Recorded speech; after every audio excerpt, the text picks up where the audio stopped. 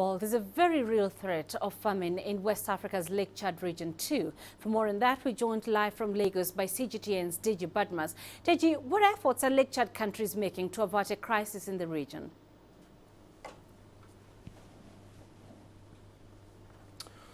Well, thank you very much, Peninah.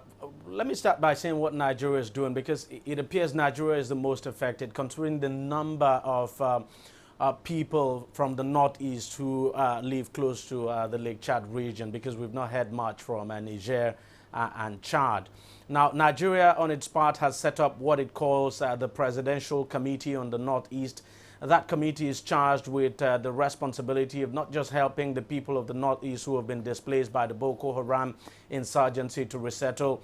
The committee is also tasked with helping to provide food and help in the distribution of food items in that region. And apart from that, of course, as you would know, Nigeria also, on behalf of the Lake Chad Basin countries, co-hosted that summit in Oslo, where a substantial amount of money was raised, around $627 million. And tomorrow, the first ladies, the wives of the presidents of the Lake Chad Basin countries, will be meeting in Abuja.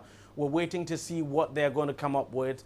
But Nigeria, on its part, has said it will do all it can to ensure that this problem is dealt with decisively, and is committing huge resources. On its own, even before this Oslo summit, Nigeria has been doing a lot, sending in relief materials to that region and helping the people there. It's also trying to rally rich individuals in this country to contribute to the relief effort in the northeast of the country as well. Peninah? Now, Boko Haram militants remain the biggest threat to the region. What's being done to ensure aid agencies are operating safely to save people?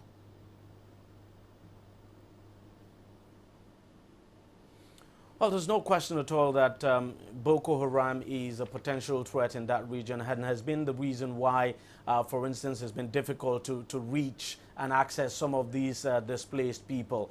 But what the military has said it is going to do is to provide a safe corridor for humanitarian agencies and those who work for some of these humanitarian agencies now to work and to make sure that they are able to access these displaced persons. But fact is that one of the big reasons, apart from the problem of drought and poverty in that region, one of the big reasons why this crisis is actually severe in that region is just because the people of that region, who are naturally farmers, have not been farming for a long time, and of course as a result of security concerns. Now, even though some of them have been resettled, it's been difficult for them to go back to their farms because of this constant hit and run attack you have from Boko Haram. But the Nigerian military says it will do all it can to provide this safe corridor. Even we know that logistics has been a problem. Sometimes we've seen even military convoys attacked. I mean, military convoys now providing some kind of escort services now for humanitarian agencies have come under attack. But the military is saying it will do all it can to ensure that supplies are delivered to these difficult to access locations without any problems. That what it just needs is for these aids to come in, and that it will provide access. But of course, it's not going to be an easy thing at all, because as we saw in the past, the military has consistently come under attack.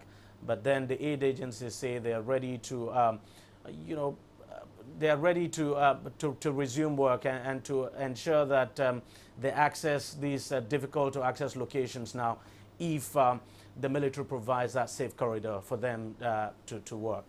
All right, Deji Badmus in Lagos, thank you.